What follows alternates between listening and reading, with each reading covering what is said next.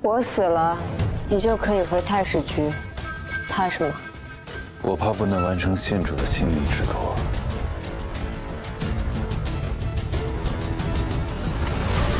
崔曼说设局谋害15公主，动手的应该是袭击我那个黑衣人。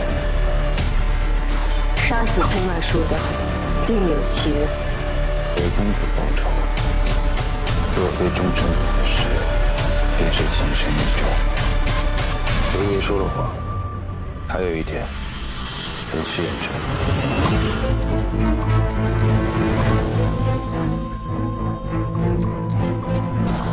林明就是对王氏的情深意重之人。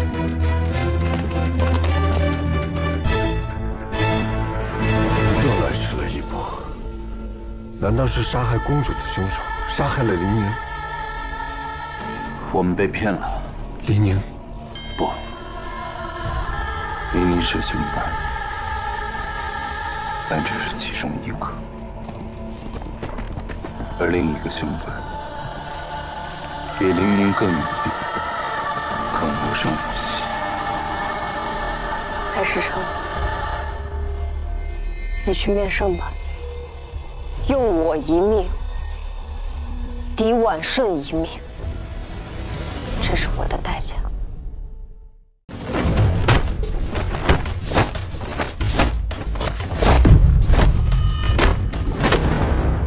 老被崔曼书呼来喝去，懈怠了功夫吧。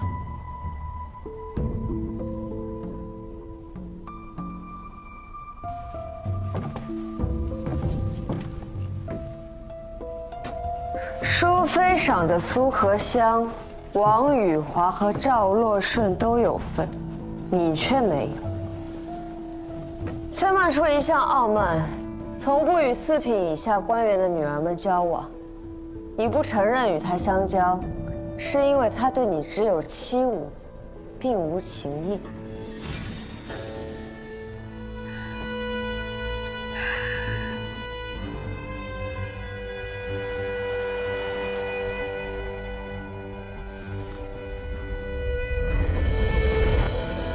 崔曼书常以羞辱别人为乐。我听闻15公主曾因此教训过她，让她当众丢了面子。你可知为何？不清楚。看来知道此事的人确实不多。那你可知崔曼书昨晚为何去了延寿坊？不知道。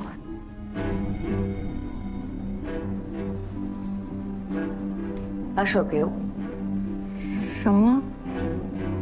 你呀，遇人不淑，一直被崔曼书欺侮折磨。我帮你看看，何时能遇到贵人，否极泰来。你会看手相？我会的多了。初10那日，周家送来的年礼只有2车。这出入记簿有1人记录，1人核对，还有1人复核，不会有差错。这条叫官鬼线，吉处伏凶，胸中有疾，平身进贵，是非难免。就算事先知道命运又如何，还不是要熬着自己过下去？不必看，我还没看完呢。贺兰啊，你与崔曼书禅院未尽，仍有秘密郁结于心。胡说！我不同你胡闹，我要回家。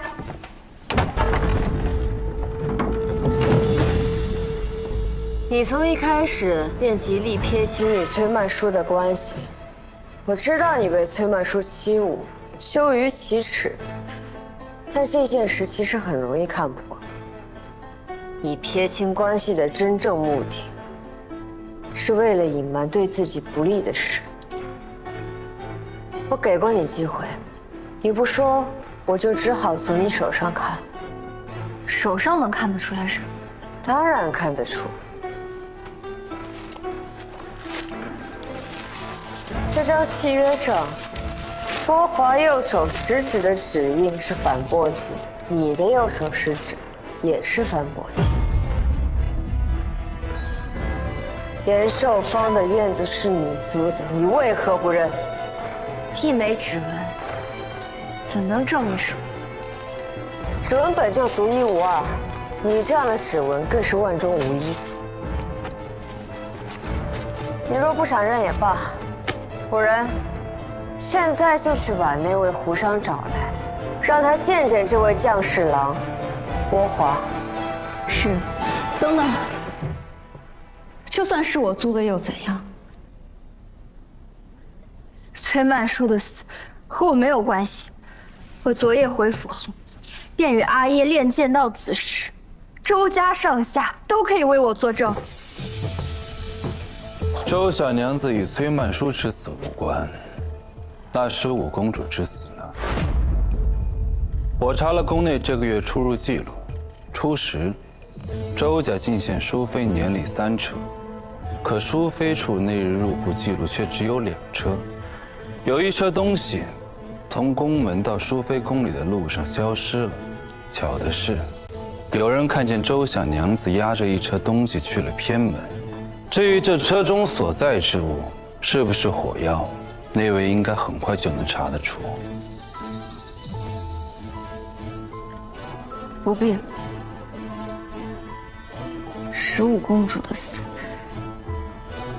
我确实脱不了干系。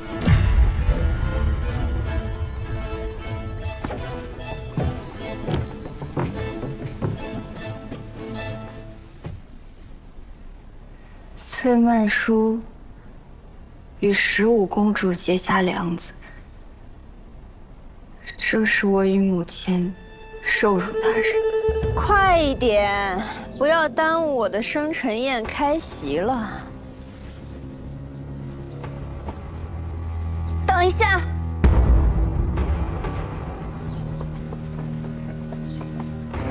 ，15公主也在，先起来。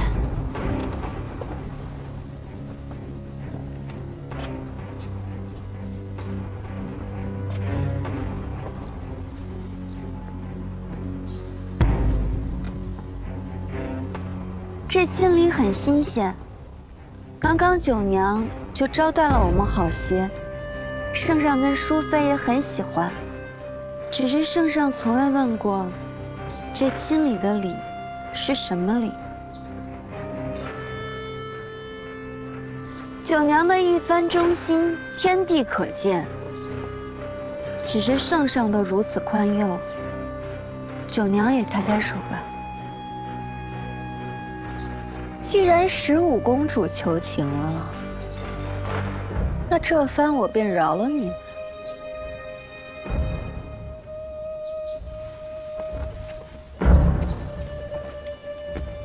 看什么看？怎么还不开席？蠢笨东西！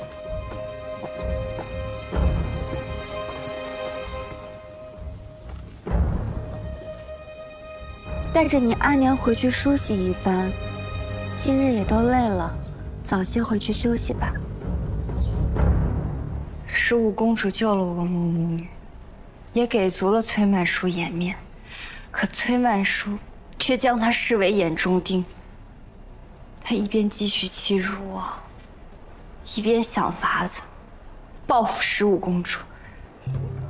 有一天，她好像突然得知了15公主的什么秘密，每隔几日都要和王昭2人偷偷议论。15公主做出来的事儿呢？这要是传出去，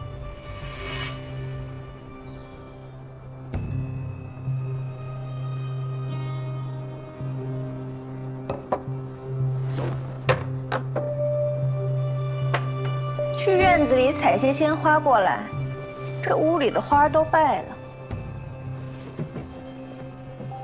他们说这些是从来都不带我的，可是有一次，他却突然和我说，15公主要有大喜事了，让我去好好恭喜她。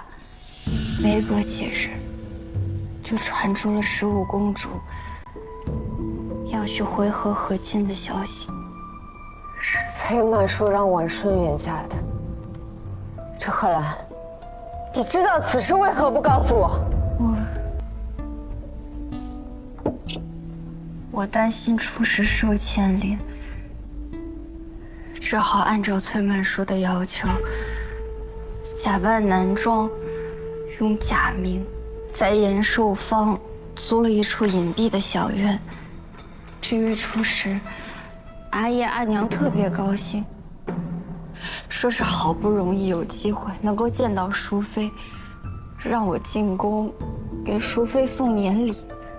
阿爷阿娘准备了满满2车年礼，可就在我要进宫的时候，崔曼书却突然让我把一车东西送进宫里的偏门，还不许我看。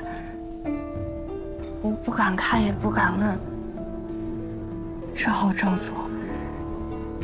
可是我进宫之后，越想越害怕，只好偷偷看。是火药，但你并不知那火药是作何用途。它能做什么好事？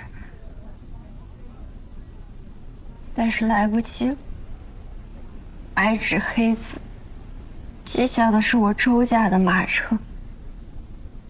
虽然害怕，但也不敢多问。直到上元节那天，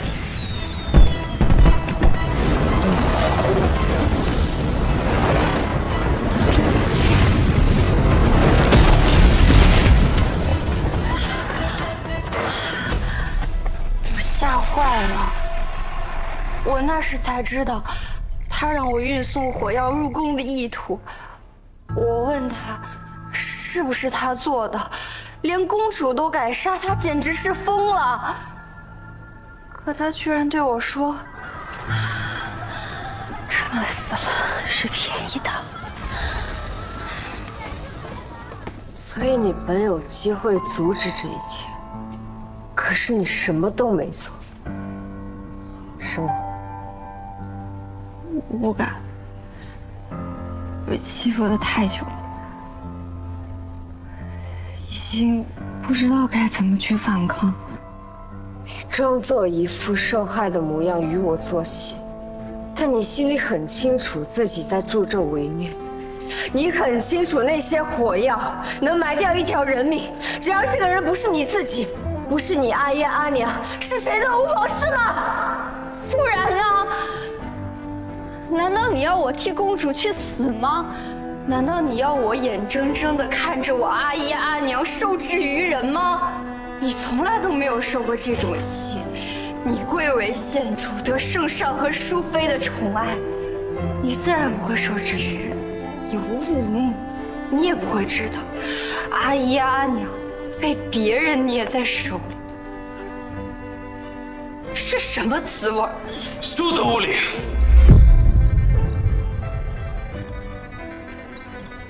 忘恩负义，婉顺救错了人，随你怎么说。我忘恩负义，助纣为虐，只要我没有死在崔曼书手里，你将我绑了去，送刑部押天牢，斩我3番5次我都认了。用不着那么麻烦，请你冷静。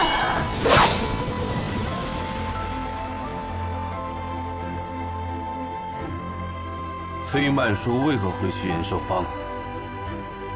不知道，我只负责租赁宅子，我没去过。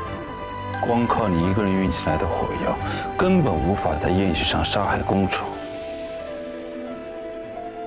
你另有同谋，他是谁？崔曼书不会让他知道的。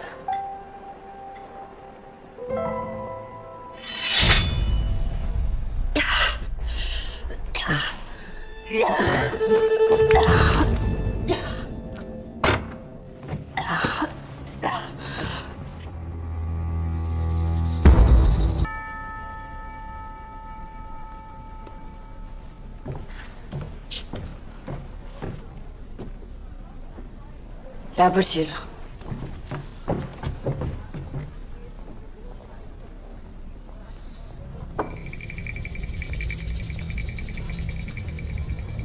酱汁有毒，是生川巫毒。白天疯了，接触过这些吃食的人全部带走。是。县主方才和王孙娘一同吃了这些饭菜。县主并没有吃切块，县主的杯盏很干净，并没有去算酱汁。我没碰这道菜。县主，王家小娘迟迟未归，王夫人寻到楼下了。麻烦。进去这么久了还不出来呀？这可怎么办呀？进去看看，进去看看。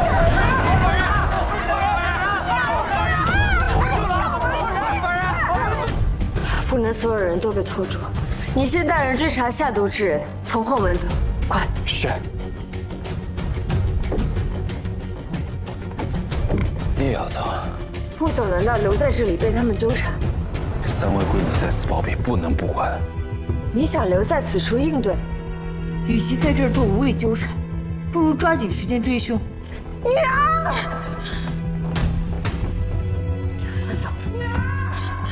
来不及了。我刚才说的话，太师还记得吗？什么？点刺右手上伤，中冲，挤压放血。若血能从黑紫变红，我便有救；若是不然，县主，县主，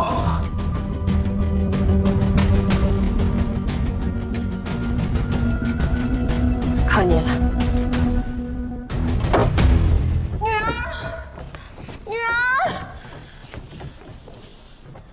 女儿，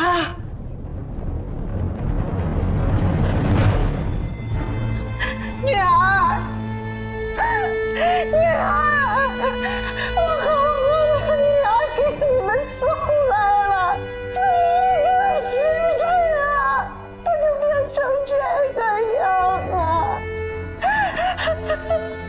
常县主，你能告诉我，这究竟是怎么一回事儿吗？你女儿遭人毒害，我正在追查下毒之人。李佩仪，我念你是县主，我对你尚有一丝恭敬。我女儿她本不该来此，她是为了配合你问话，帮你查案，却在你手里没了命。若不是你将她带到此地，她何至于此？王夫人想要什么交代？我的宝啊，去圣上面前比。谁敢？县主，县主，县主。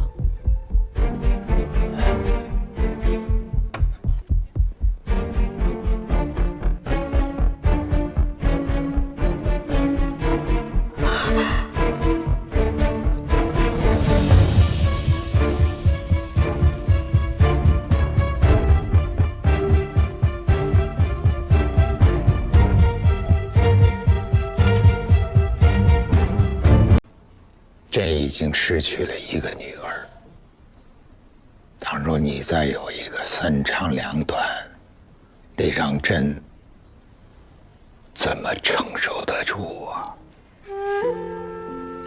让圣上担心了。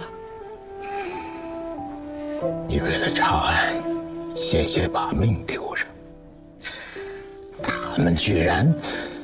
圣上切莫动怒，不要因为我坏了君臣和谐。他们也是突遭丧女，才乱了方寸，千万不要怪罪他们。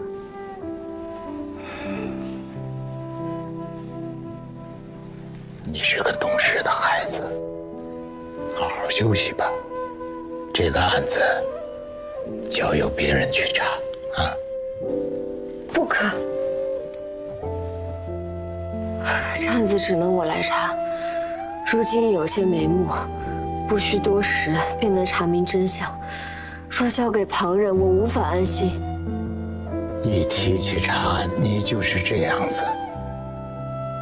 切记，别伤了自己，别再出人命了。毕竟这件事情闹的动静实在是太大。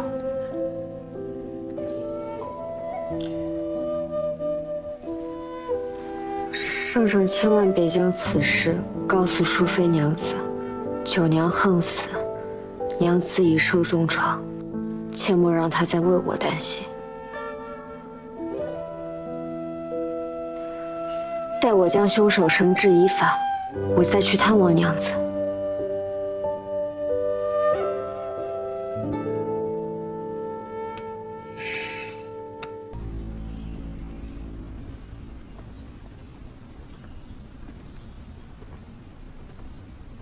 县主，算我求你了，你下次千万别不打招呼就做这种事儿。这次多亏太史城了，不然我就要跟你上坟祭酒了。你放心，我命硬得很。我每天都觉得脖子上的脑袋在打晃，不知道哪天就掉下来了。那就让太史城给你卜一卦，看看几时寿终，给你个踏实。太史城比我还害怕你死掉呢，哪有心情卜卦？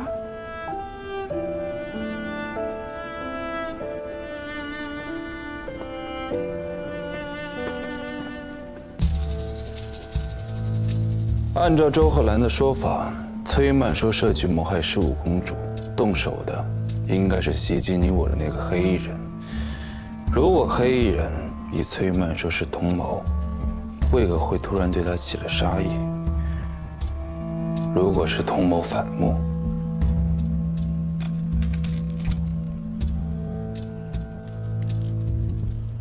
黑衣人点火后躲在舞台下，之后混入会和王子队伍出宫，先是偷袭你，再回到内侍省杀死刘德义。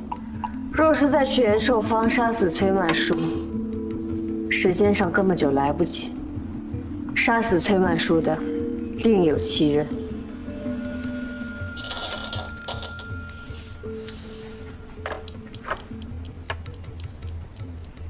但如果有人杀了15公主，而另有一人在为公主报仇，那3位贵女以崔曼书沆瀣一气杀死他们的，就可以是同一人。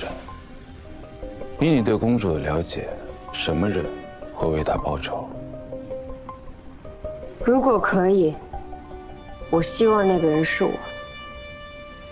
找到凶手，也是在为公主报仇。崔曼书身上的伤口极深，而且刀口是斜向下刺入，说明凶手比崔曼书要高，力道很大。凶手能找到延寿坊小院，应该很清楚公主与崔曼书之间的恩怨，能如此决绝地为公主报仇，若非终身死士，便是情深意重。我去找婉顺的侍女。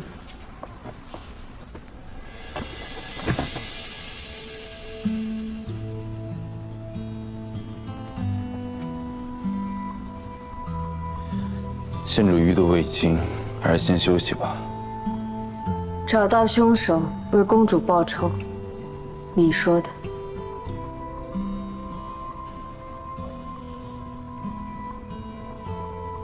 县主总是这样以命相搏。在关心我。好不容易把你救回来，我不想是一场徒劳。太史城昨日在周贺兰面前维护我，还没跟你说谢谢。那周贺兰口出谎言，妄议县主父母是以下犯上，我只是做了该做的事情。看来端王府的事，太史城也知道。15年前，端王府惨案震惊朝野，彼时我虽入太史区修学，却也有所耳闻。不过周贺兰倒也没有说错，我无父无母，确实不知道阿爷阿娘被别人捏在手里是什么滋味。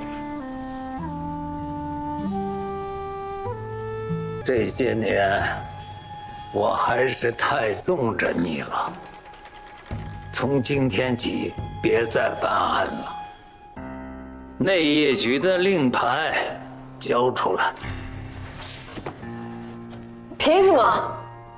凭你身为内卫，查明凶手后未能立即将其绳之以法，竟有包庇之嫌。说轻了，不予职守；说重了，徇私枉法。交出来！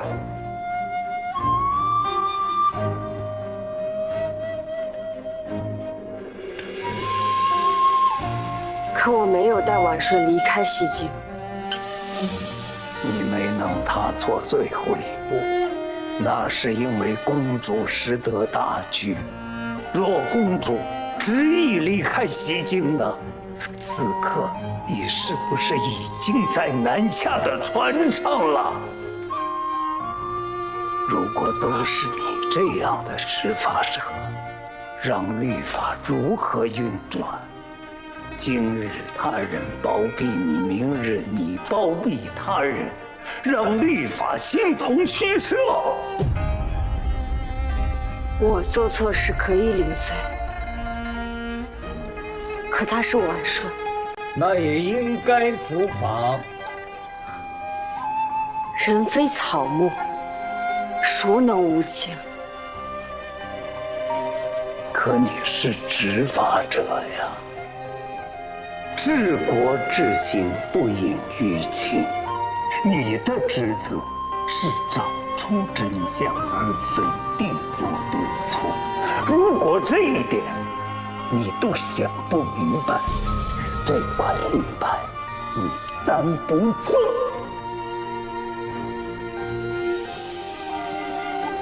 我知道你已经上报，接下来就交由圣上论断吧。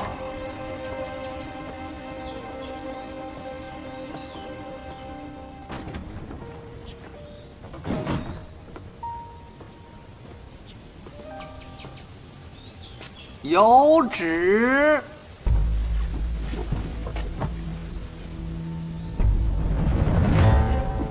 今五位左郎将林宁觊觎宁远公主美貌，私购火药制造意外，趁乱绑架公主后，被右相侄女崔曼淑及其他继人无意中撞破。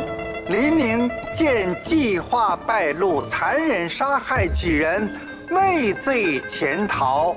福昌县主李佩仪、太史丞萧怀瑾、明察秋毫，将其绞杀于逃跑途中。你二人当机立断，有勇有谋。宁远公主机敏有加，安然脱身，皆有赏。接旨。谢圣上体察。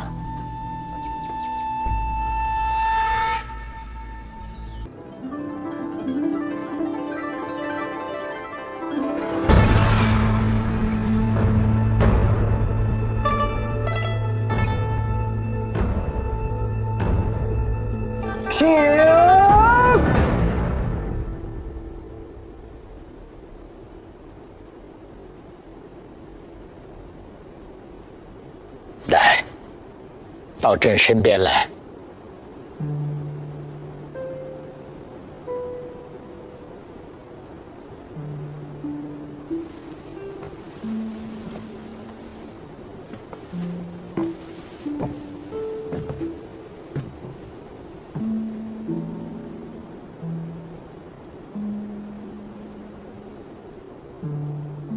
快请啊，公主。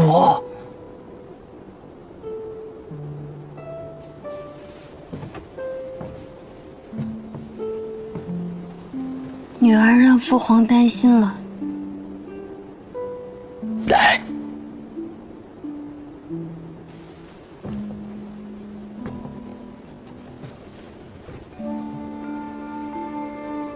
晚顺，你的委屈大家都知道。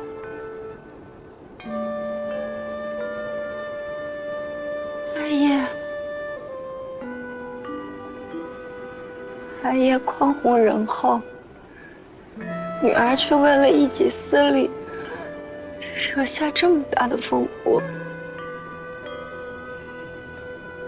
孩子，你受苦了。朕不会让任何一个孩子受委屈。朕会为你再备一份丰厚的嫁妆，保证会让你嫁得安心无忧。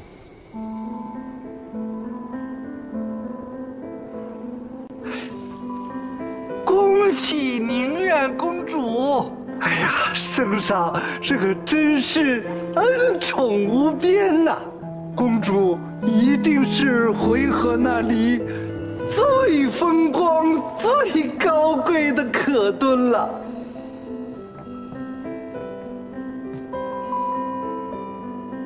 女儿谢过父皇。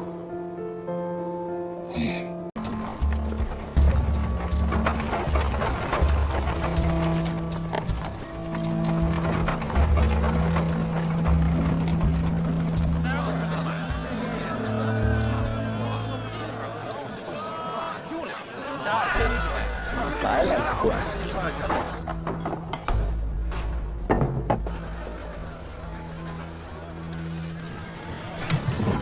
敌人无聊得很，太史丞随时可以回去。关心也是一样，追踪星辰踪迹，有时候几个月才会移动毫厘。原来太史丞才是行家。不过这胡达既然着急出宫办差事，为何不慌不忙地吃起酒来了？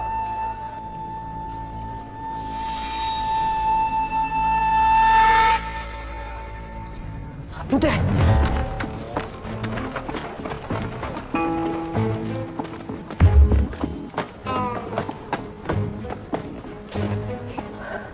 坐这的人呢？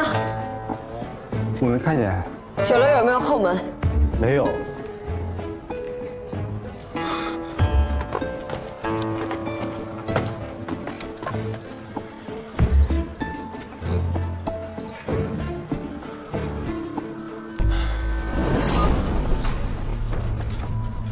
不对，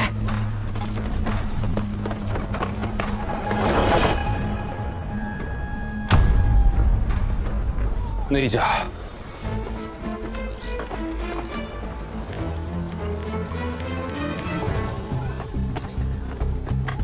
这边。太史丞知道往哪儿走。那架马车比寻常的宽出不少，能走的街巷有限。我们现在位于方中的东北隅，马车能去的方向只有一个。尽管马车速度再快，但我们走小路，即便以我们现在的步速，也一定能够在延乐巷口拦住它。既然如此，我便带太史丞走条更快的路。哎，来。县主，请先行。忘了太史丞不会功夫了。观车班，进马营。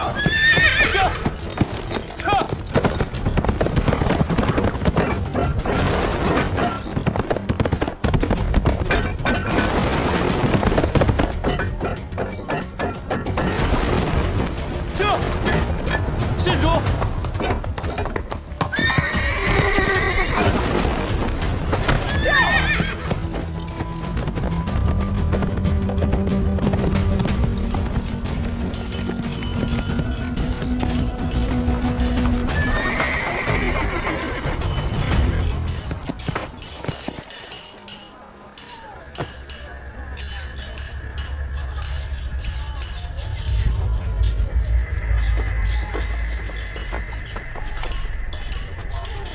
买鸡啦，大公鸡啊！卖鸡！子图，这谁泼的泔水啊？给我出来！你哪只眼睛看到是我泼的？这泔水从你店里面泼出来，不是你是谁？你看我这一身，你赔钱！也自己不长眼，还有理了？你个没良心的！谁没良心？谁没良心？影响我做生意，我还让你赔钱呢！滚滚滚，臭死了！啊！我告诉你，赔我钱！老姐，吵什么呢？他不赔钱，你要为我做主啊！他，行，老姐，滚回去！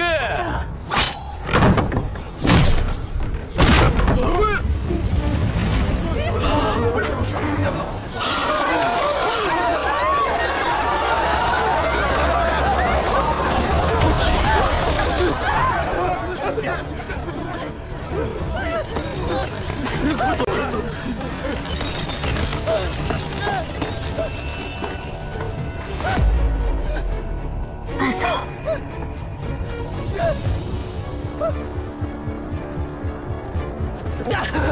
救我！救我！来人呐！救我！让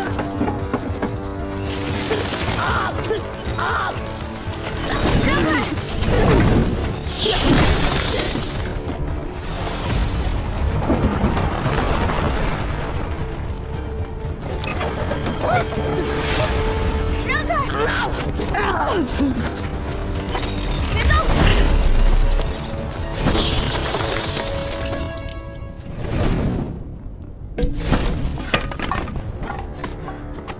胡达，胡达，胡达，胡达！来急了！哪个扫人心的泼的泔水啊？看到是我泼的，不是你是谁？没良心，谁没良心？吵吵嚷嚷影响我做生意，我还让你赔钱呢！你说我这个怎么算？别管！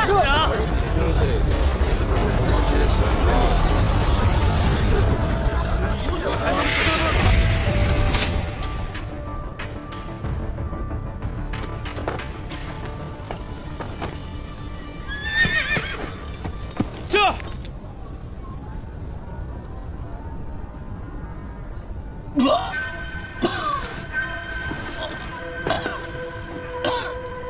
你去了哪里？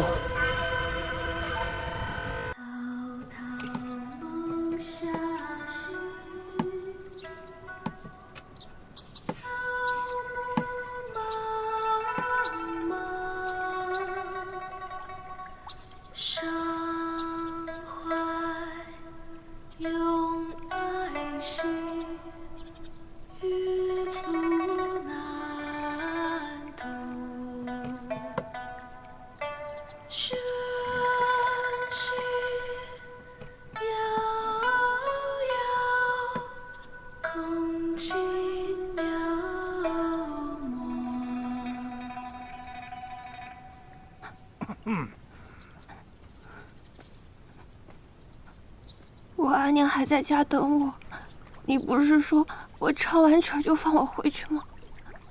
哎呦，你瞧这小磊叔，我见犹怜，干嘛要走啊？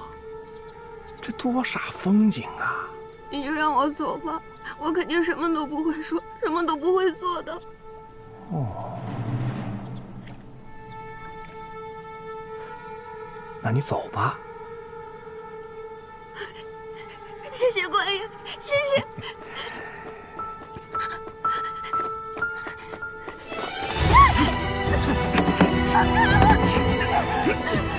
师爷辛苦了，杜县尉说这个小丫头就给您慢慢享用。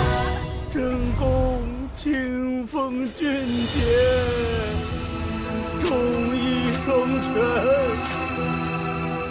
呜呼哀哉。变白衣为黑时，刀伤以为侠。凤凰在怒兮，居无山屋。同绕于世兮，一概而相量。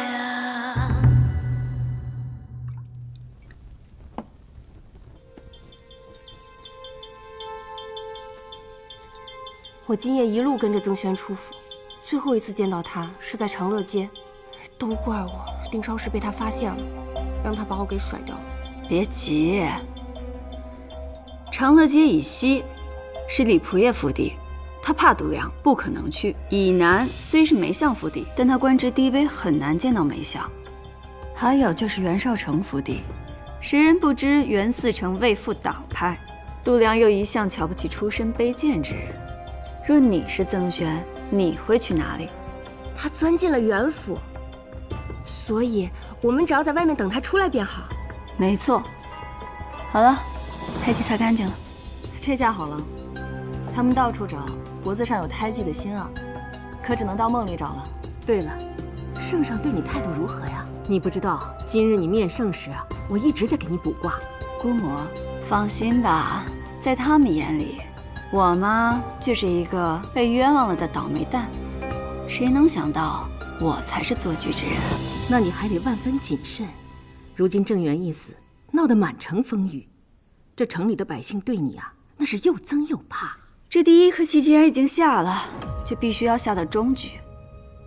度量贪墨的那5000两军饷，上面有印记，他一定会找地方熔掉重铸。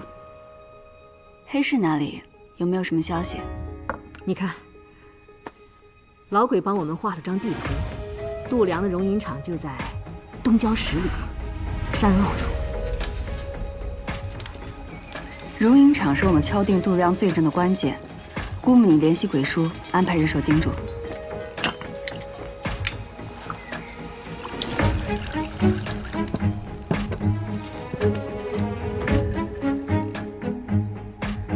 现在什么时辰了？还有3刻，小姐。我余下的时间不多了。丹心，你身上还有更重要的事，必须赶在宵禁前出城。山林里的机关虽然都已经布好了，但是毕竟要做这么大的事，要不要我陪着丹心一起去？不用，你今晚就负责在袁府外盯梢，看到曾轩出来，立即告诉我。好。啊，对了，袁绍成这个人危险吗？此人心术不正，身上有股邪乎劲儿。邪乎？再邪乎，还邪乎得过你？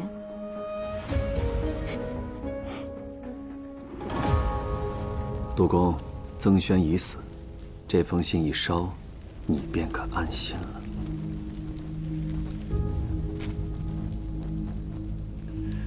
有劳袁嗣成替我解决了这个麻烦。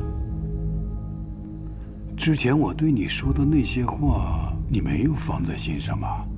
下了朝，你我都是生意人，生意人心中自然只有生意。袁嗣成当真爽快，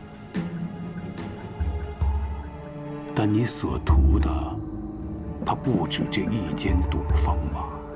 杜郎中在乎赌坊，肯定也不会是因为齐君山给你的那点分成吧？你在户部身居要职，只要有人想求你办事，便去那赌坊输上一笔银子即可。慎言，那可不是我的赌坊。你还有何所求？一并提出。独木难成林，杜郎中背靠李氏，还望杜郎中日后多多提携。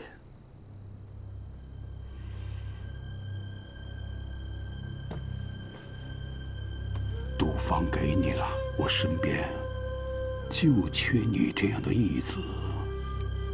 多谢杜郎中抬爱，不过义子的名分，我就不和齐君山争了吧。不过眼下，郑源的死还是得有个交代。那个元兄叶平安，你怎么看？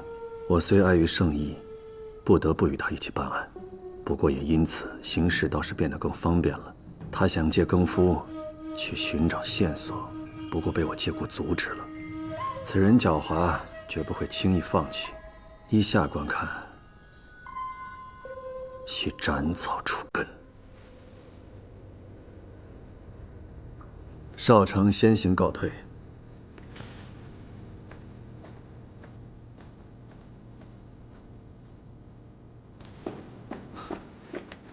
郎主，说，我亲眼所见，袁绍成杀了曾轩。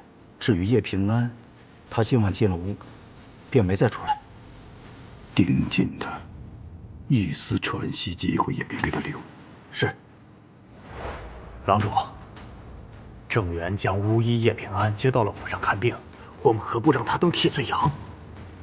你在他走后边动手，其他的交给我。是。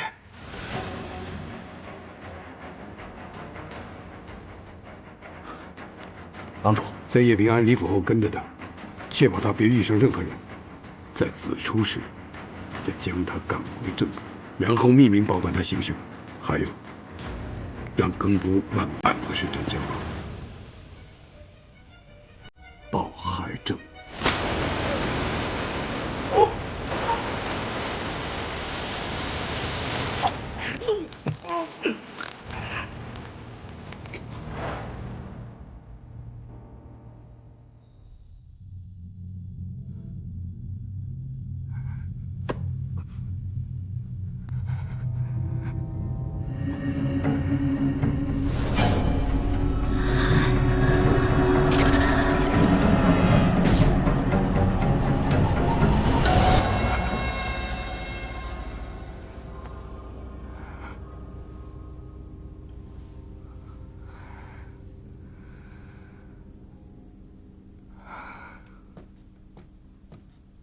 又做噩梦了吧？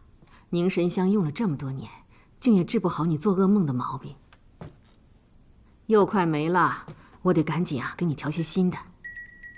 我这致幻药粉面生是用完了，姑母改日出城，再采些草药回来吧。平安，你知不知道为何我放着无香平静的日子不过，却放任你带着担心做这么危险的事呢？因为姑母了解我。错，不是了解，是因为那些日子虽然安稳，可我却未曾见你真心的笑过。所以我想，也许只有你真正解开心结，才能自在。计划刚开始，自然思虑的多些，往后都会好起来的。姑母这么担心我啊？可你年轻的时候痴迷巫术，不愿意学医，还自除踪籍，这胆子可不比平安小。所以只有姑母才会支持我这大不韪之举。平安，记住了，圣上那关你必须得过，只有这样，你才能将大不韪变成大可为。遵命。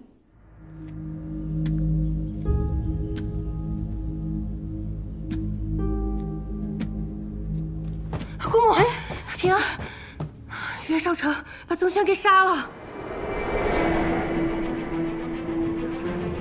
我整晚都在袁府外蹲守，未曾见到曾轩离开，直到偷听到袁绍成跟人说曾轩的尸首处理了吗？大哥办事你还不放心吗？保管处理的干干净净。辛苦大哥。这才知道曾轩已经遇害。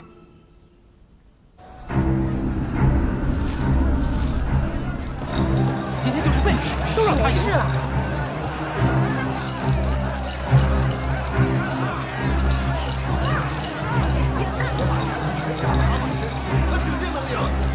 老大，刚收到独郎中密令，让咱们拖住叶平安。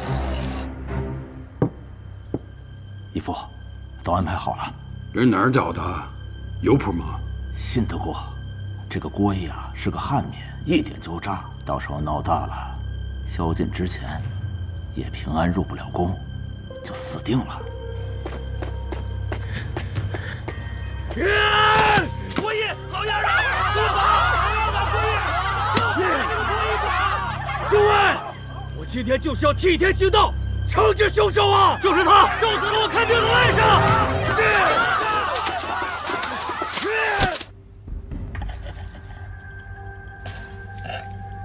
还有件事，军饷马上运抵圣都了，你速派人去容银厂，把剩余的银两尽快融好，转移回来。我办事，您放心。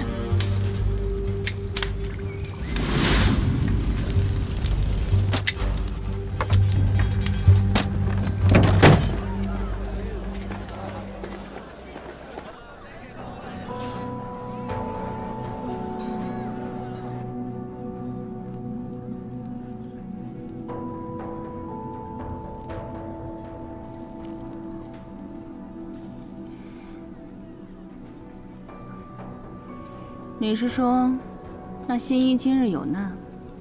那羊掉进了狼群，还能有好吗？你不是还有事吗？该走了。还有比陪你更重要的事儿吗？天热的我心烦，没心情。那改天，随时。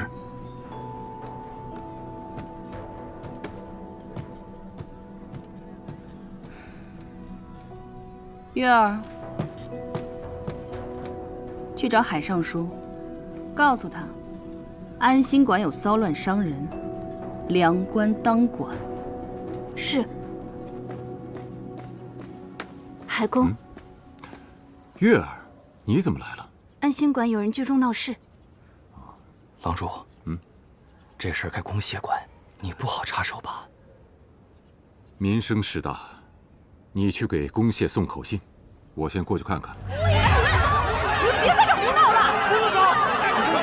大家都静一静，大家都冷静冷静，有什么事情啊，尽管跟我讲，我替大家做主，好不好啊？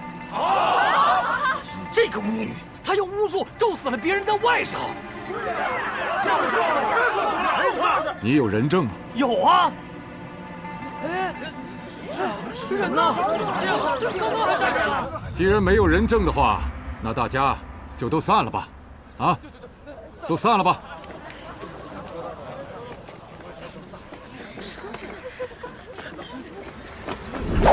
别动！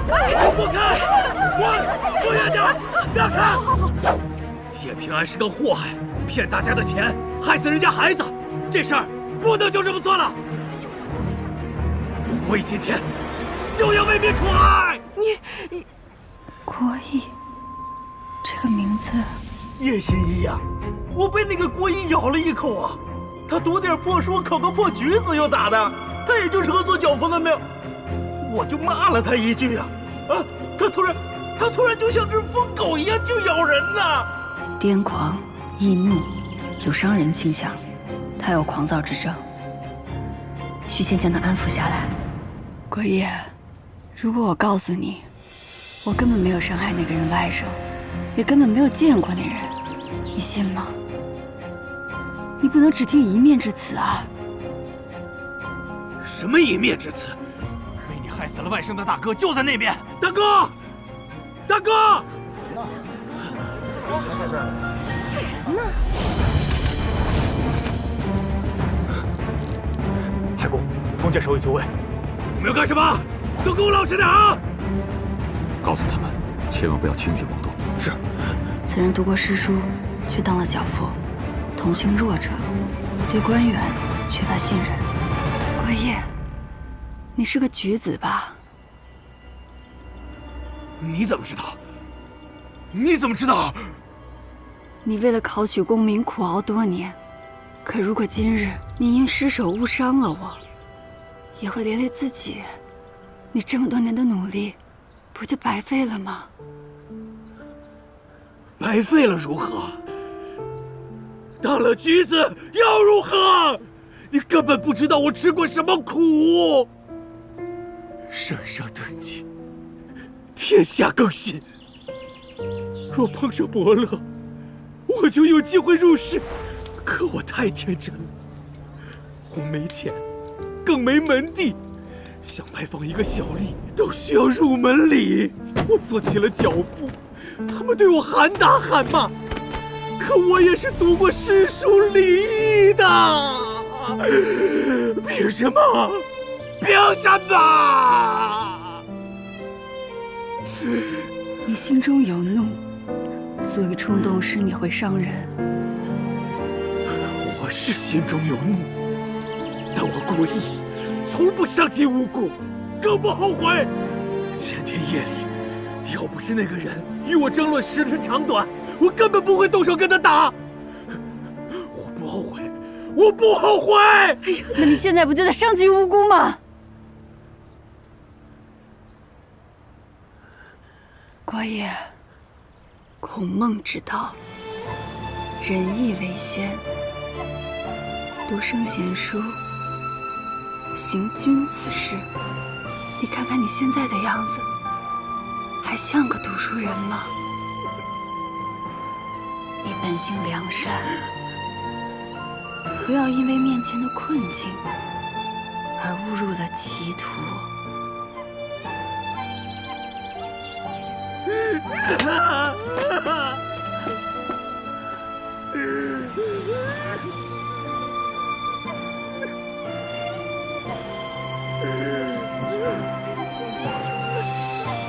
没事了，没事了，都散了吧。好，大家散了吧。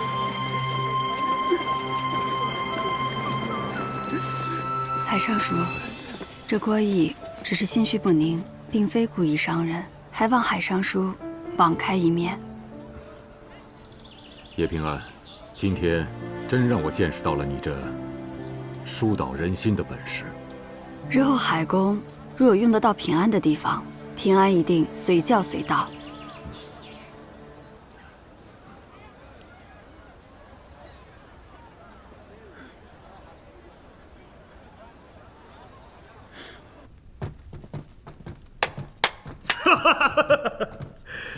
可以啊，这里比咱们府上还要气派。好，赵玉，在去找人，把墙上暗影的东西给我扒下来，换上蜀纹。是。司长，方才安心馆有人带中闹事，但已被叶平安化解了。这肯定是度量那孙子出手了。我们既然上了度量的船，要不要帮他阻拦叶平安，卖个顺水人情？我看不必，他没有证据，待木谷生毕，他便难逃一死。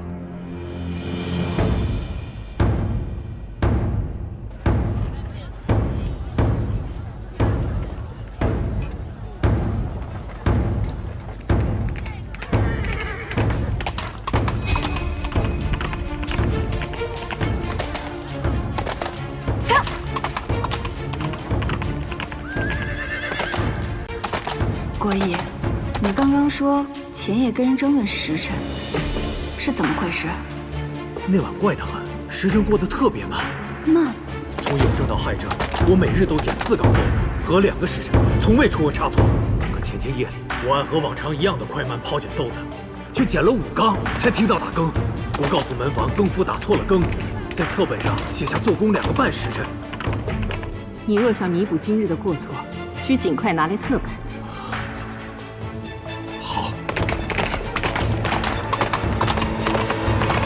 平安，册本接着。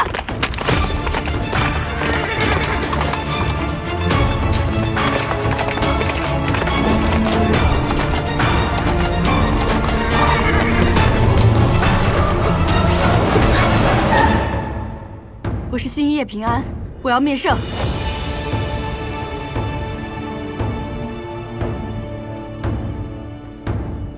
宵禁已到，1日已结，圣上不会再见你。来人，将此犯拖出去。鼓声未停，目睹600声方节，鼓声未停，今日就未过。那又如何？你不过圣上金口玉言，纵只剩须臾，今日亦未过。你阻我面圣，是要害圣上出尔反尔吗？你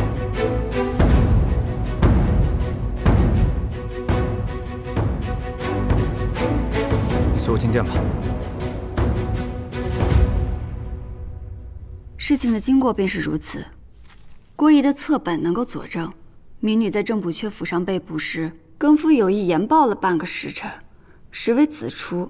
验尸也可证明，郑补阙死时是亥时，他被杀时，民女并不在场。还有此物是民女在郑补阙府上搜查时发现的。民女猜郑补阙应该是拿到了户部度郎中贪墨饗银的罪证，才招致的杀身之祸。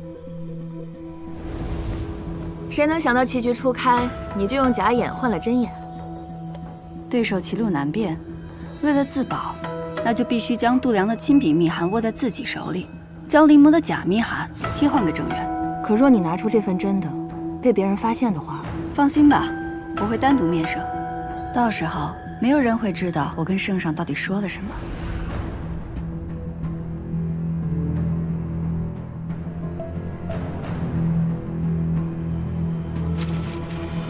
哼，这就是你寻来的证据。不堪一用。陛下息怒，你当朕是庸君还是昏君呢？仅凭一封言辞含糊的信，就意图污蔑一位大臣，朕昨日就该赐死你。民女自然当陛下是明君，仿致民女察与不察，陛下心若早已如明镜，民女一无所有，唯有心诚。心诚？你是赤子还是狼子啊？赤子为弓，锐而不拔；狼子为剑，锐而破竹。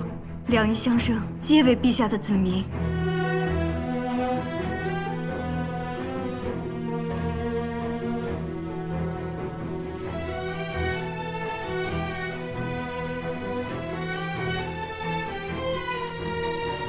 郑源一案非你之过，不过这密函也别再提了。谢陛下。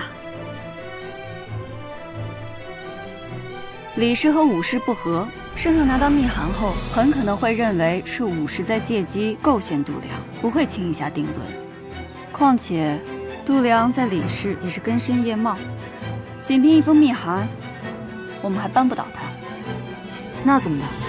你这功夫不是白费了吗？不会白费，我自证的清白，生机也是圣上给的。在圣上眼里，他是我的救命恩人，我是一颗只忠于他的棋子。而我们只要设法让刑部得知度梁龙吟场的所在，再结合这封密函，就能在圣上心中埋下怀疑他的种子，这就够了。你虽懂得一些相面一心之术，但以后别再拿什么窥梦之说来欺君了，明白吗？是。有些病可不止心病这么简单。复古之居，国之顽疾。陛下，如有用得到平安的，平安愿为陛下分忧。不急，慢慢来吧。谢陛下隆恩。接到密报，东郊10里外有人私容官银。去那儿！跟我走！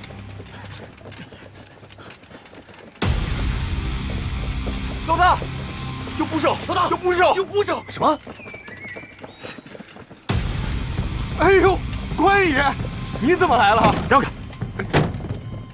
你们这容银厂来历不明，我们要查封此处，带走。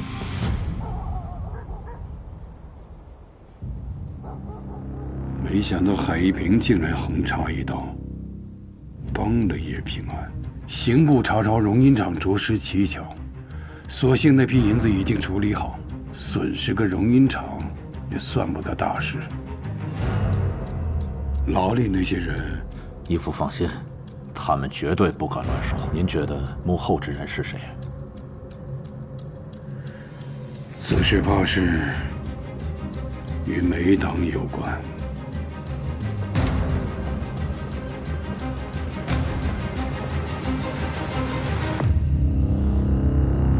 一切都准备好了。麻烦贵叔了，我们就守在这里，等于入网了。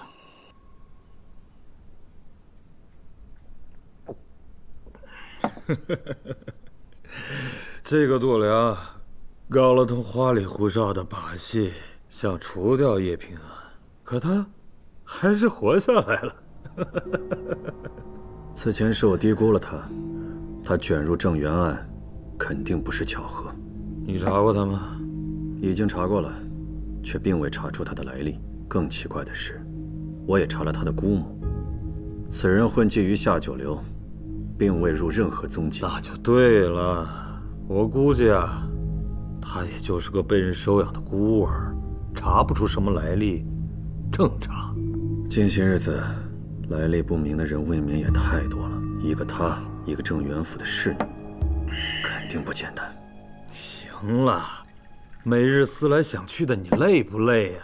司长，出大事了！本应明日运抵圣夺的8万军饷，在官道上失踪了。什么？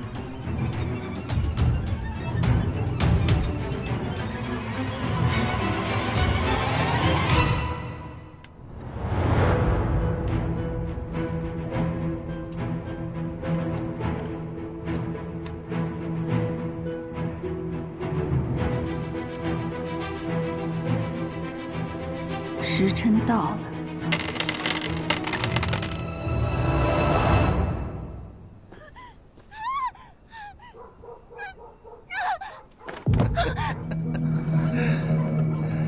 小娘子，你别过来！喝一杯。别动！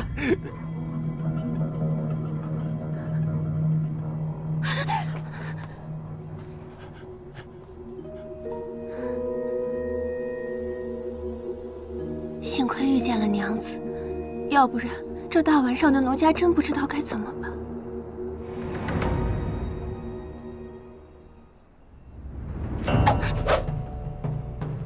哼，果真是个伶俐人，这么快就识破了我。人在恐惧的时候，手会发抖，可你没有。你是度量的人。剑夫子啊，听听多好笑。他说我是度量的人。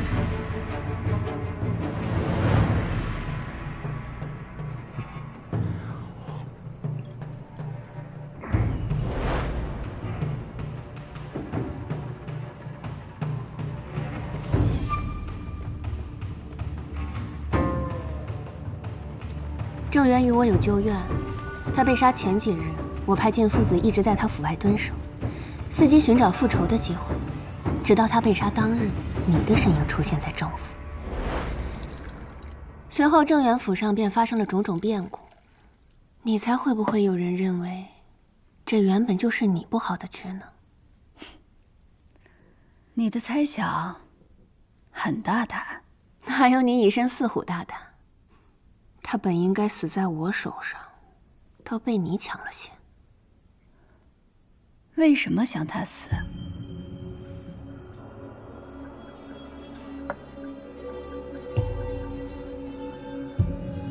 你为什么想他死？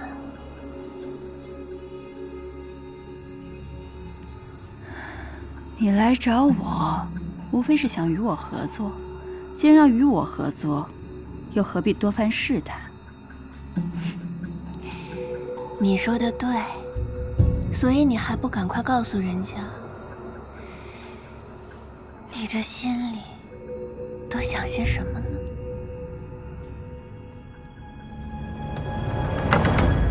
我不管你什么来历，找我合作却不听我的，那我根本不需要你。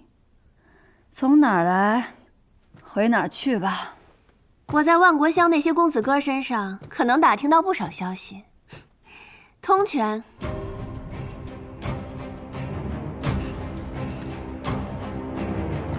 御史案，